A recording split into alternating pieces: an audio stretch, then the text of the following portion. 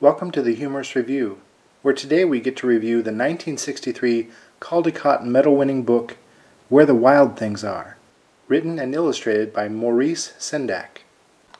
The plot summary in a sentence is that it is a story of a boy who is learning the boundaries of fighting, friendship, and family as he travels to a monster island and becomes king of the monsters before deciding he would prefer to return home to his mother. A full plot summary of the book is: a child named Max is punished and sent to his room after making a comment that is not well received by his mother. Max, which may be an abbreviation for Maurice Sendak, the author, sits in his room as it transforms into a forest with tall trees and vines. He then travels in a small private boat over the ocean to an island of monsters. He tames the monsters and becomes their king. He then declares they should all begin a wild rumpus, where they all dance, jump, and hang from trees through night and day. Max becomes lonely as the king of the wild things and decides to sail home across the ocean, where his supper is waiting for him in his room, still hot. Some commentary. The book can be interpreted in many ways. It can be an exploration of children growing up wild and learning the merits, limitations, and values of family, tribe, and home. Maurice Sendak visually modeled the monsters after his aunts and uncles. The story can ask the question, would you choose to be king of a world if it meant leaving the comforts and companionship of those who have loved you and taken good care of you? The imaginary and allegorical adventure likely starts as an escape into another world after a fight with his mother where he has been overly aggressive. His adventure takes him into a land of aggressive creatures, where he realizes quickly he does not wish to be the most aggressive of them all.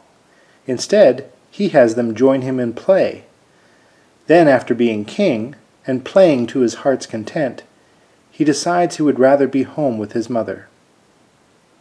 Some possible morals of the story include: we are all perceived as monsters at times. Most monsters still want to be loved. Monsters are sometimes not monsters, but simply misinterpreted creatures. We will tend to miss the people who have been close to us. Sometimes forgiveness is found in an accommodating gesture or a hot meal. A couple humorous highlights. It was kind of funny writing a plot summary for a book that is made up of only 9 sentences. According to Sendak, all the initial reviews were bad, and the book was not well received in 1963.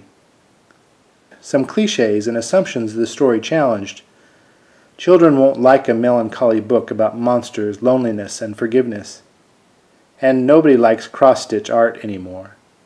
I give the book 10 out of 10 stars, because it is still uncommon, innovative, and challenging.